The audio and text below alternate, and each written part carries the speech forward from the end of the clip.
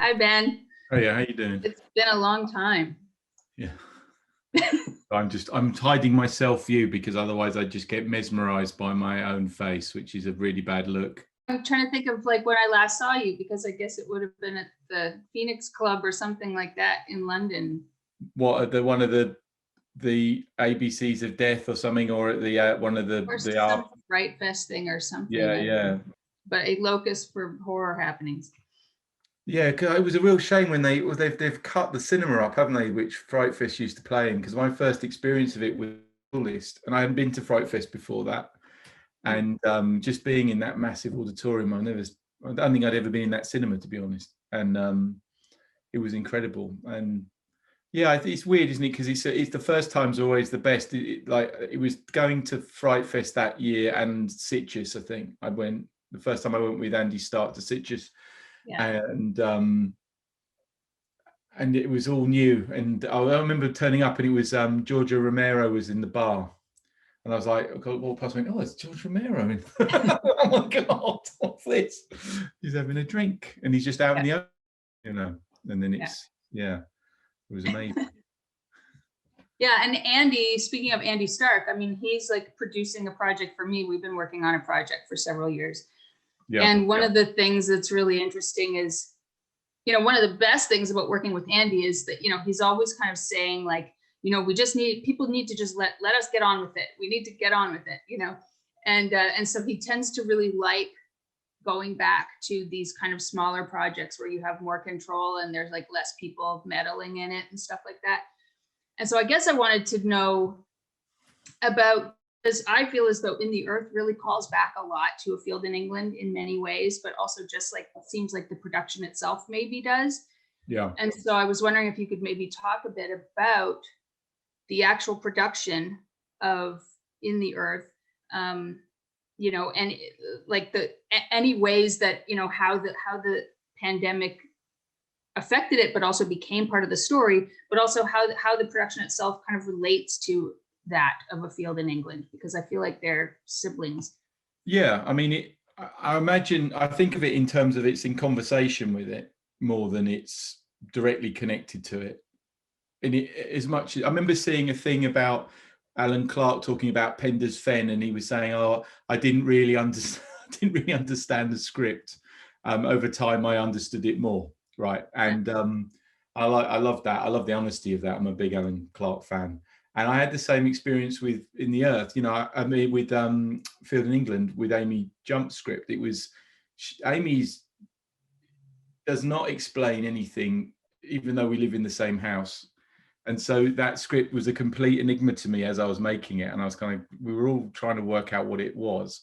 But then the process with that film was that we would, the script, shoot the script, then she comes on as the editor, and then so there's a firm hand on the tiller in terms of like the creation of the authoring of the film, and that was where we started to kind of, over time, our kind of on-screen credit changed so that it wouldn't be like a directed by and then written by and then edited by. The card became a single card, which kind of within credit talk says dual authorship, not, that kind of idea of what the hierarchy of the director is. Right.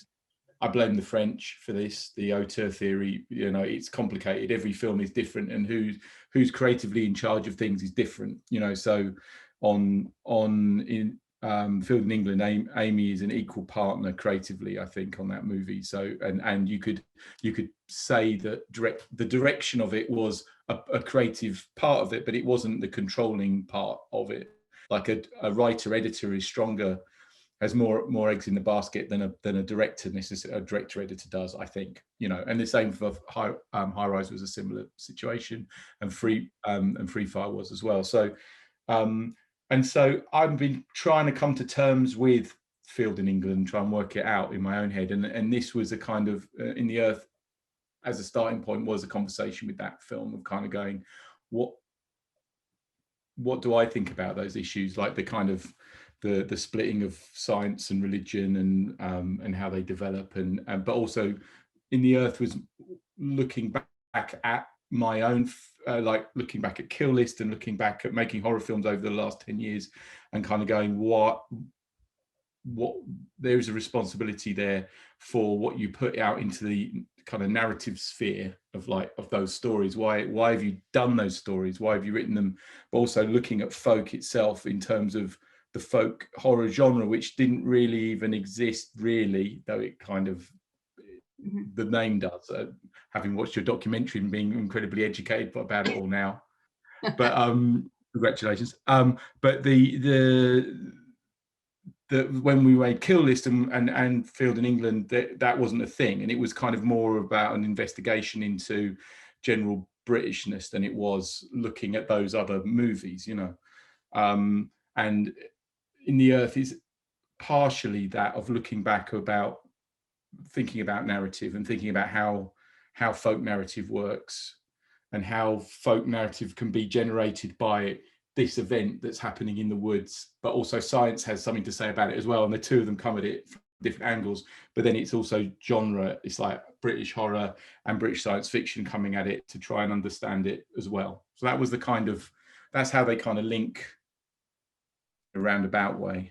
Yeah. But the production wise, yeah, they're both similar movies in that they were movies that were done in the space where a bigger film was meant to sit. So for Field in England, it was meant to be Freak Shift, I think. A lost film now, but Freak Shift was going to be this big science fiction thing, and then it just didn't quite happen. We didn't quite get the financing for it. And then we had some money in Rook, which is the company I have with Amy and Andy, and we were going to go, right, we'll just do it for 20 grand or something. But then this is a very similar story actually. And then Film 4 heard about that, and then they said, well, we can finance a bit. I think it was 300 grand at that point, and we were like, oh wow, 300 grand, that's great. And so we made the film.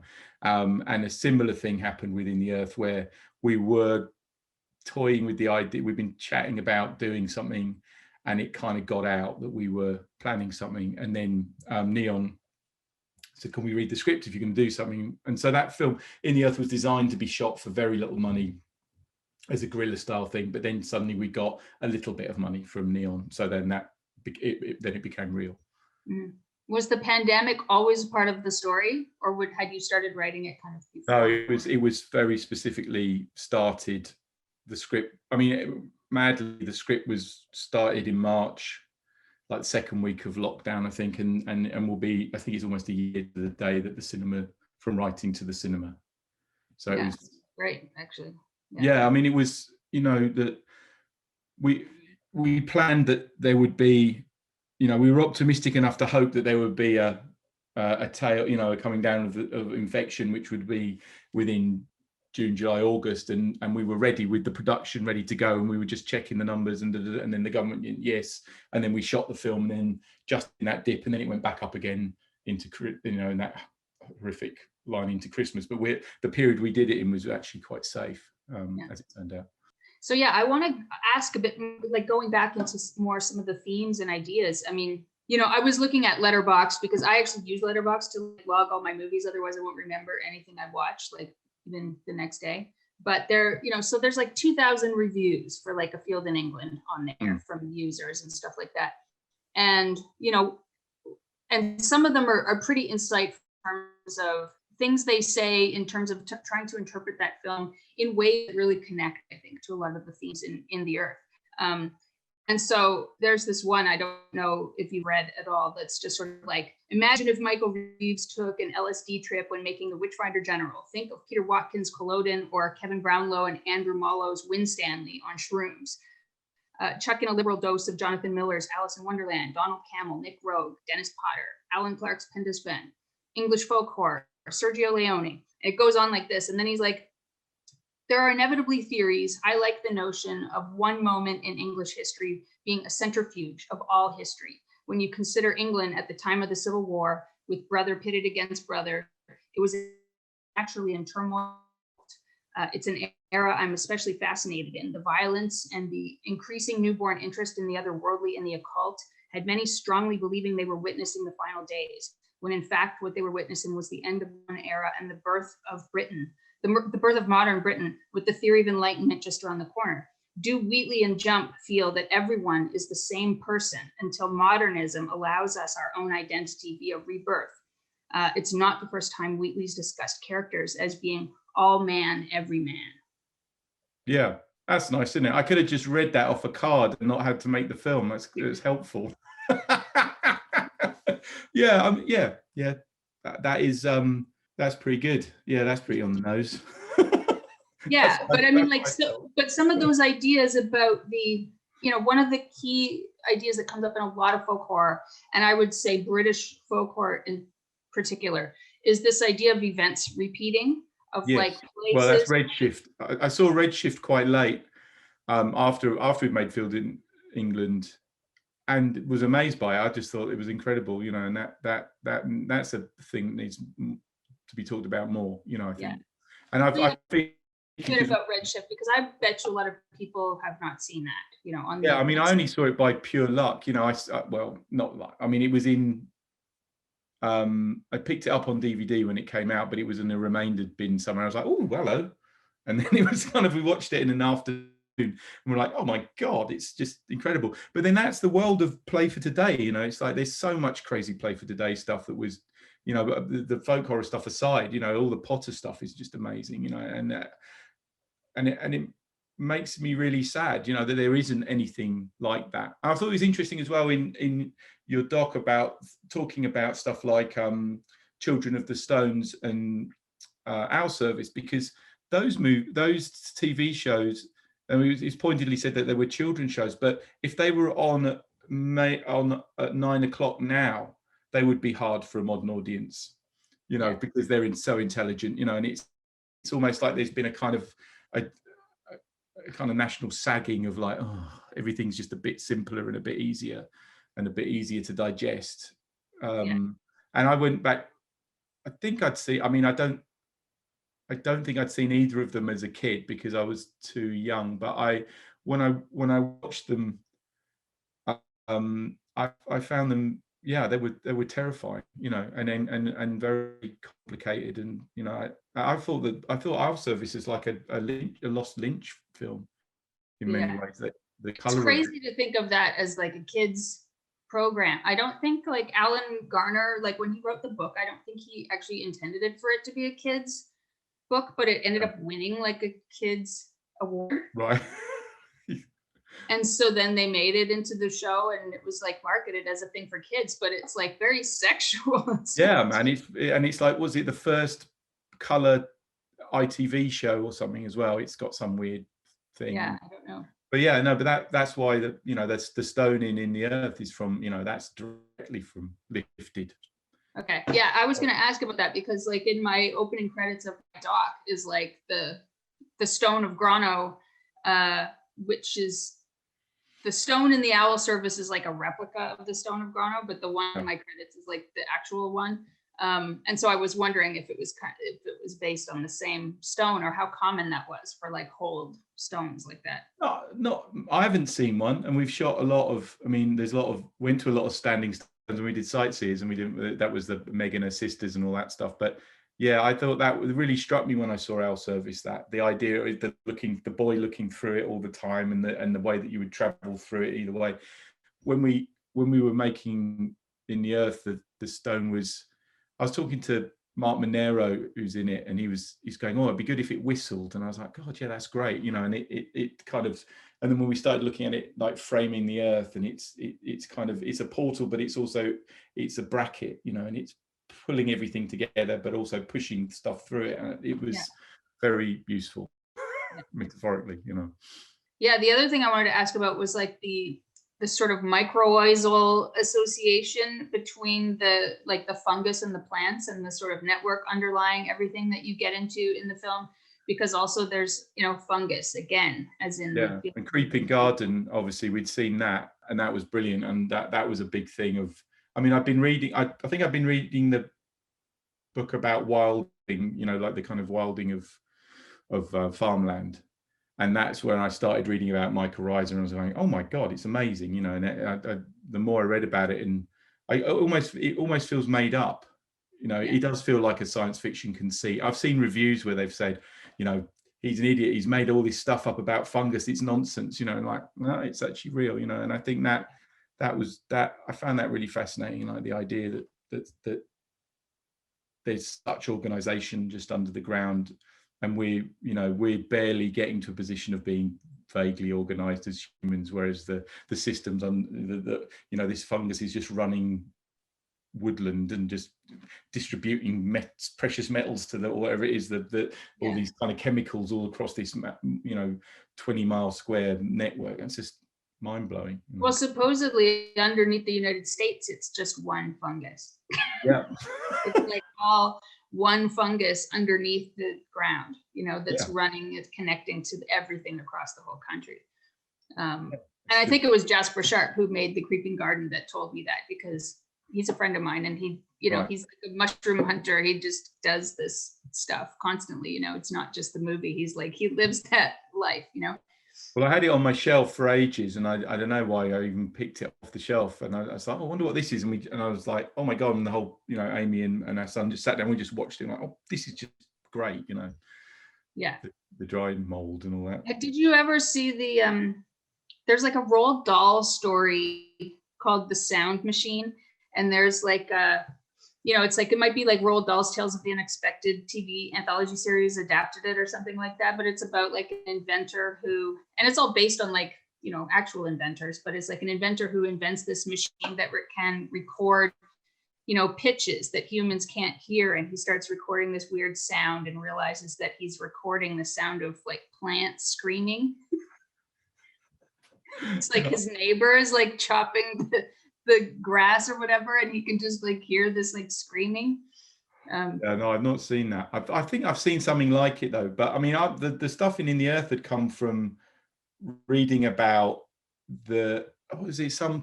plants can hear, the roots can vibrate, they can hear stuff effectively, you know, and then they'll let pheromones out to repel stuff that's eating their berries and things. I'm just like, oh, there was another thing which was that oak trees control the populations of pigs, because they give them acorns, and on the fourth year they go, no acorns for you pigs, and then they all die out, and then the next year it does it again, because it knows they'll come and truffle and eat them all.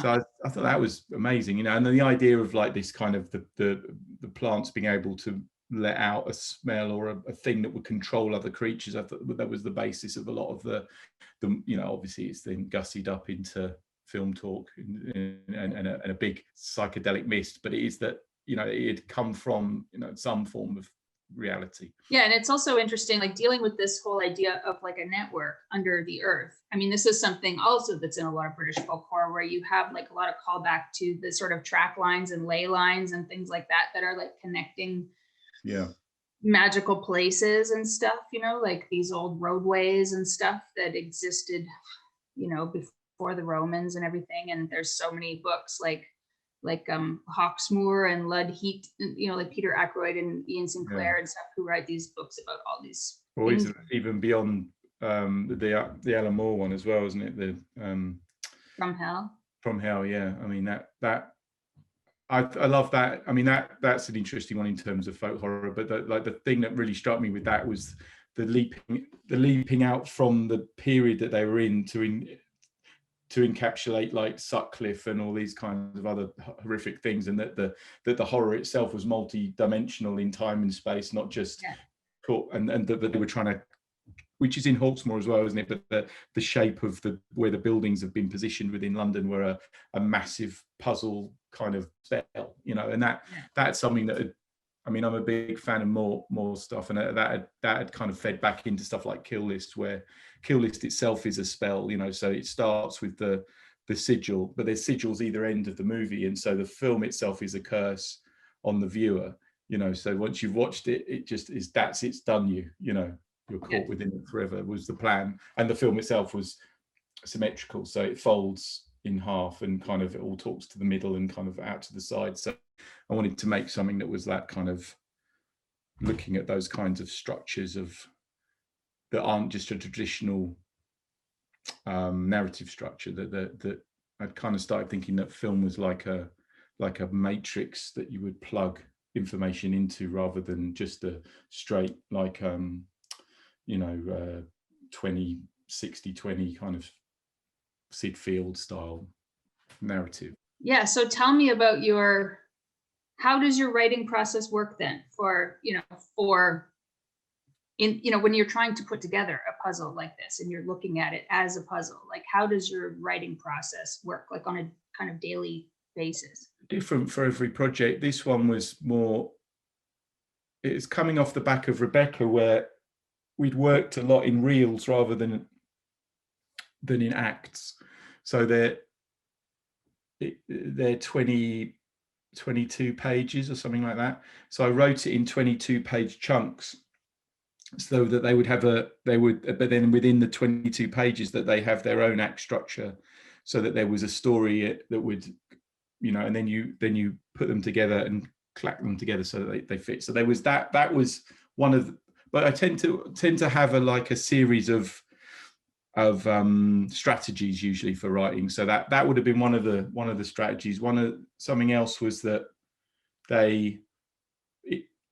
the journey through I started looking at Hansel and Gretel and stuff like that, and looking at the structure of those tales, of how you would journey from character to character, and then it picking up the experience and moving on. So I always knew it was going to be that shape as well. But then it has, same as Kill List in a way, like a time well in the middle of it, where you get to a position where you're in the middle of the movie, where you there's an event which you can't escape from as an audience member, and that just sucks you down into, it's like quicksand, and you're stuck there, and then you have to kind of break out and escape from, which is all the kind of axe stuff, and it's the hammer stuff in Kill List. So there is that, and then it's just, I don't know, I kind of tend to write loosely in sentences, and then just go back and expand it all out. So and then after that, then it's just a lot of reading and editing and reading and editing. Mm-hmm.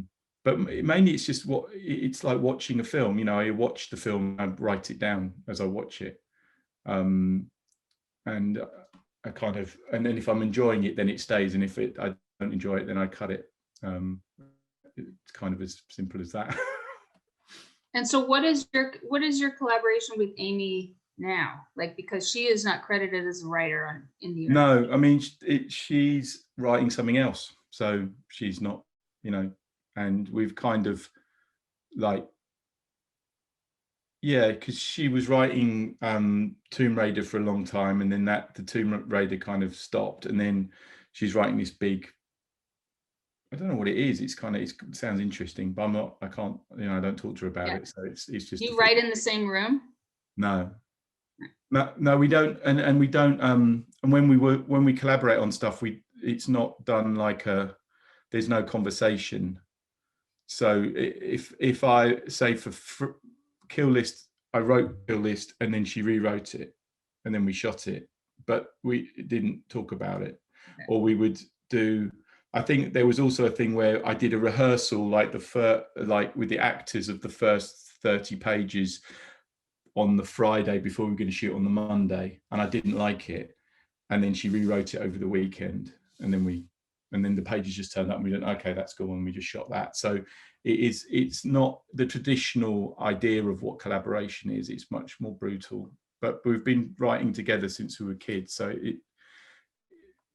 I don't tend to edit her stuff. I wouldn't change anything of hers, because she writes a lot better than I do, so I can't, it would be stupid to unpick it, because it's always so complicated. You can't really, it's not that kind of writing where I think the closest I imagine it to is like the Anthony Burgess, I've read a thing about Anthony Burgess writing, where he doesn't write a whole thing and then edits it. He writes perfect pages. He writes a page till it's right, and then he skips on. And so there's no editing his stuff. It's just solid, done, finished, and it's the same with Amy, really, for me. It's just interesting hearing you talk about not, making a field in England from her script and not totally understanding everything, and that comparison with Penda's Fen, because when I started doing my doc, like, you know, it would have been 3 years ago or whatever, and my relationship with Penda's Fen changed quite a bit during that 3 years, because I would say when I first saw it, I found it so dense, like I just couldn't. Yeah. I just didn't understand it. And I knew so many people my age who were British who had watched it as kids, had watched it. I was like, how could a child watch that? Yeah. Understand what's happening, you know? So I was like kind of amazed at the, you know, and there's like at least like 3 books written about Penda's Fen, you know, that's how dense it is, you know? And so I don't know, I kind of love that idea of like, of something kind of like even being bigger than you when you're making it. Yeah, you it's know? terrifying. It's like doing a high wire act. And I mean, High Rise was the same, you know, and I remember talking to actors and going, what does it mean? And I'm like, I said, you can talk to my wife if you want. But individual lines, you know, it's like the nuances of these things. And because she writes in this kind of fractal way that everything is tied back to itself, and there's so many meanings within each thing. But yeah, but then I get to understand it more in the edit, you know, and then that's more of the screwing down of the meaning across the projects. Yeah. And so talk a little bit about the, you know, because you're talking about science, you know, and this sort of mixture of folk and science, which is, again, something I find really interesting. I mean, it pops up in folk horror from other places, but it's a really strong element of British folk horror, this connection with technology, you know, that even comes into like the music of a lot of British folk horror films are like electronic music, you know, so it's like stuff that you would think is like antithetical to folk, you know, but there's so much of the British stuff is like dealing with stuff like all the Nigel Neal stuff, you know, like the Stone Tape and Quatermass and things like that, like dealing with this contact with technology. So can you talk a bit about like those elements of the film and the idea of like the, you know, playing the music and just all that stuff? I mean, I think that the folk element of it, of like British folk, I mean, there was talk, I mean, you know, there's talk of kind of like the city folk being afraid of the woodland, and I don't always buy that in terms of how British folk works, but it's more, for me, it's about like understanding who you are within the context of like a long run of history. So it's kind of the history itself is overwhelming, and it goes back to the Beaker people or whoever turned up here, you know, even any history for that stuff, you don't even know what it is, you know, and the land is just, you know, that psychogeography thing of like everything is just covered in blood and murder everywhere, you know, and if you're in a house that's over, you know, 50 years old, there's probably someone died in every room in your house, you know, multiple times in London, you know. So it's that kind of, and I think that's where the science stuff comes from. It's the trying to understand who you are, where you are, so that, but you're an ancient person, a modern person simultaneously.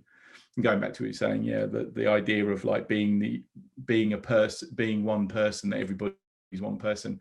And I think that feels to me like that's the center of like the ideas of religion, of like that you know, that you find God in yourself. But yeah, I think that we're all coming from, there's essential humanness in all of us that connects us all, but the weird contradiction of being like completely unique and completely the same at the same time, you know, it's bizarre, and that's what gets complicated. And that's the thing I try and reflect in the movies, the films, that the family, the couple, the individual are all just like dots on that thing going towards the town, the nation, the world, you know. It's that all those relationships between each other are the same always, you know, but they just get bigger and bigger and bigger, and that you can understand you understand everything around you from yourself to a degree, you know.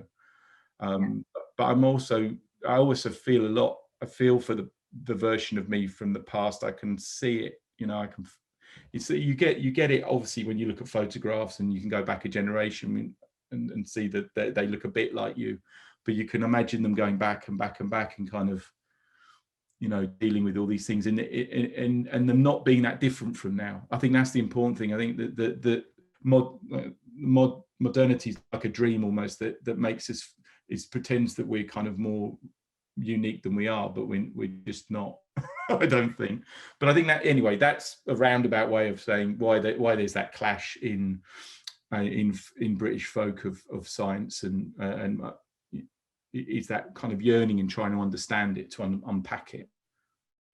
Also, yeah, it's interesting how you have, like, you know, the house, if you live in a house and, you know, there's like obviously hauntings or residual stuff there.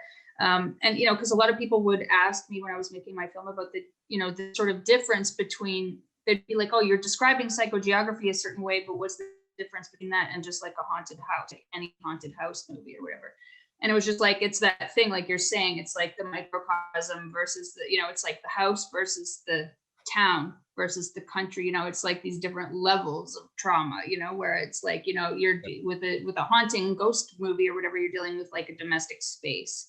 And then like a folk horror film dealing with like psychogeography, the thing that makes it different really is just like, it's a larger space that involves more people, you know, and then sometimes like with Field in England, it feels like it's a national thing, you know, it's like a national. Yeah, I mean, that was definitely the angle, that it was that it was an exciting period, that anything could have happened, anything could have sprung out of it, and that there were people that were having these kind of moments and breaking everything down, but maybe they all just died and we didn't hear about them, and there was this kind of shit was happening all over the place, and we're only getting like an echo of what, you know, the history being written by the victors, blah blah blah, you know. And the other thing we'd read about was like lots of these mad treasure hunts were happening all the time as well, and they were just people going off and saying, "Oh, go and find that gold skull or something," and it's just all bollocks, you know. And they're taking money off people to go and dig stuff up, and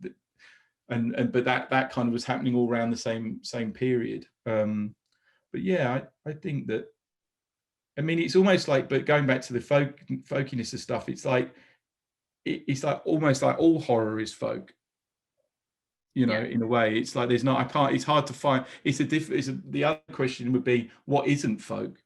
Yeah, this was the challenge when I was making my film, actually, because it could just like keep going, and people would be like, well, maybe this would count as folk horror, maybe that would count. Yeah, well, I was thinking about Alien, and I was going, that's not, oh yeah, it is, because they go and disturb the land, and then the land comes back to them in the thing to their house, and then kills them all because of, you know, and boom, that's what it is, you know. And that there isn't, I don't think, yeah, it just expanded, because also all the big creatures like the werewolf, vampire, zombie, mummy, boom, that's the whole, all the Universal characters are all just slot straight into it, don't they, you know?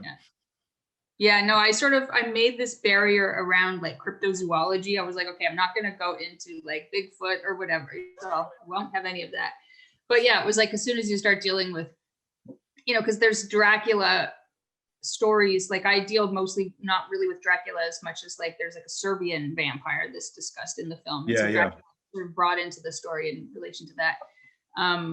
But yeah, it's kind of never ending, and this was like how the film ended up becoming such a long project, because originally it was just supposed to be a half an hour long featurette to go with Blood on Satan's Claw.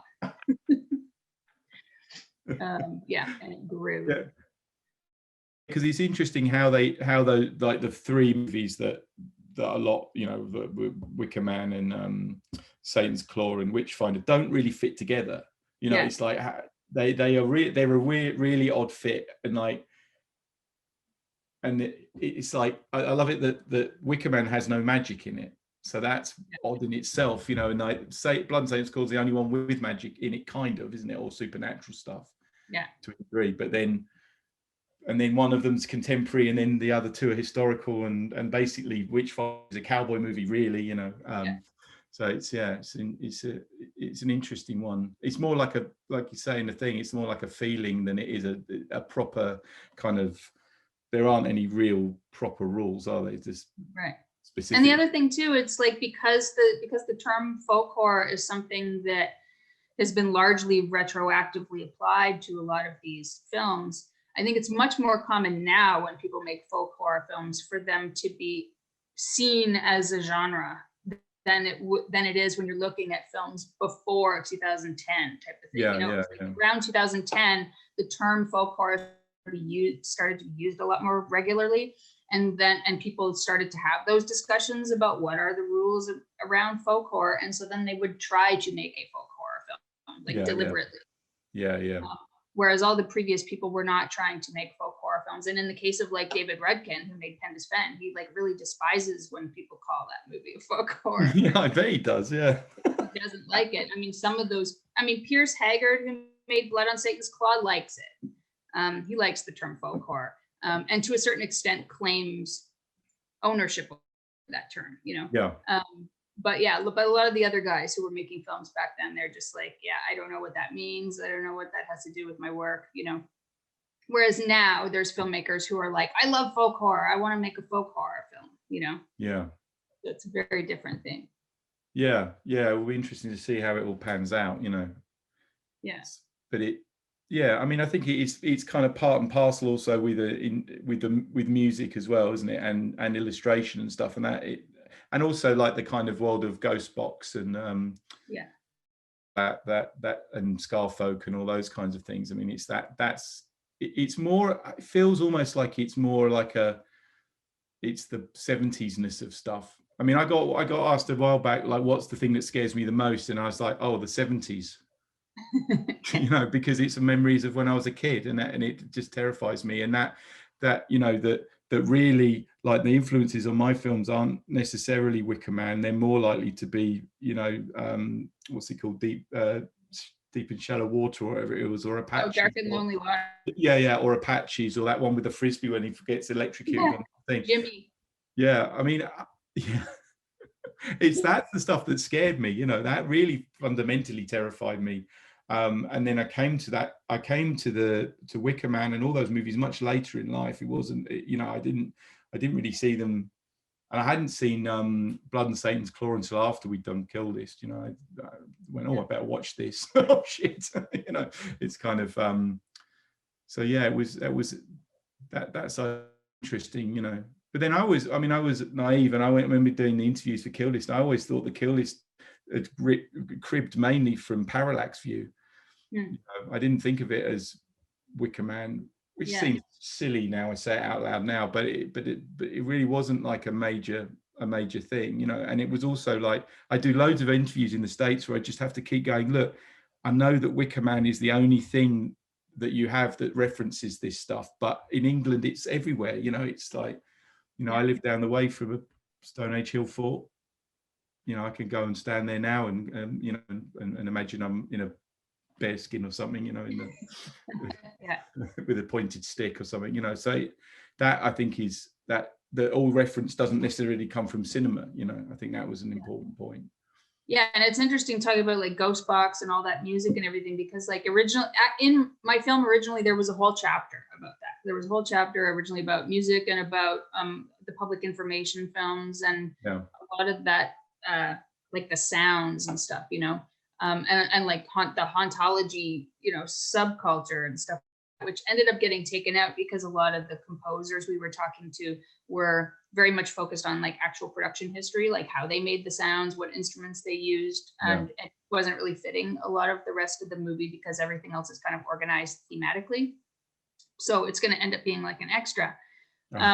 But yeah, I think that's one of the reasons why British folk horror has such a strong identity, is because of those like record labels and stuff, where it's like not even just the movies. It's like there's this whole subculture around folk horror in the UK that's like just crosses over all kinds of mediums, Yeah, well, it's like Electric Eden, isn't it? And also the kind of the re-release of the Wicker Man soundtrack and all that stuff. Those seem to be kind of points of interest where suddenly stuff goes. But I play a lot of Minecraft, and I always think Minecraft is probably as kind of influential in terms of bringing back that kind of thing, because it certainly is. It has all those elements in it. It's like witches and ghouls and stuff, but for little kids to play. So that's their kind of. I think that'll be the new kind of starting ground for an interest in this stuff again. Yeah. Since you were arguably one of the people that kicked off what people call the folk horror revival. It was really, I remember doing an article commissioning an article, as an editor in like 2013 or whatever. It was like right after Field in England. And about the history of folklore. And at the time it was kind of like that peak period. I think it was like the peak period of like when people started to really know what that term was, you know, and what its parameters were. And I felt like a lot of it was around your films, you know, like it was like Kill List and Field in England, Sightseers and stuff. Like these discussions were happening around your films a lot. And so since those films, those films that you made were so influential on this like giant swath of folk horror films that came between then and now. And so how does it feel to like come back and revisit some of that stuff, knowing that trajectory that's happened kind of in the middle? Yeah, I mean, it's enjoyable to come back and do horror, that's for certain. I enjoyed it a lot, you know, and that, I mean, a lot of it is about, you know, I don't know, you try and make stuff that stretches you and that's different each time from the projects you got. And I felt like the world of uncanny and making people feel nervous is something that is not a stretch for me.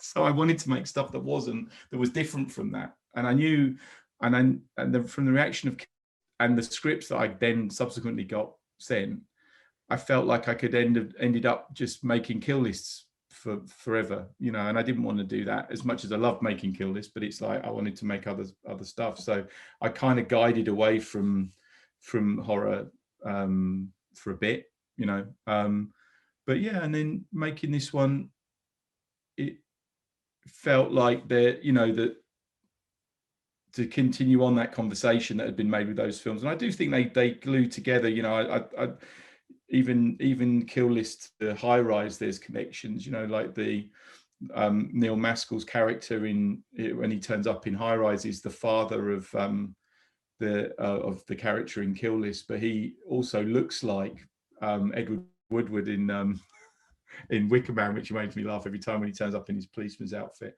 And then back and forth, you know, I like to think of Keely Hawes' character in Rebecca being the mother of the character in High Rise that she plays as well. So there's these connections like across the movies, and so it's like that filling out of that that world. But in between time, I'd written like proposals for a Kill List TV show, which had a big arc, which was about like the kind of the relationship between Britain and America, because I grew up in Billericay, which a lot of the founding fathers had come from, and the history that we'd been taught was very odd. And when I went back as an adult and reread it, I was like, oh, this is very strange, you know. And it kind of, the reality of the Mayflower is so interesting that I always thought the Mayflower was just full of pilgrims, but it's half full of pilgrims and it's half full of people from Essex who were sent there by the people who invested in the boat to make sure the pilgrims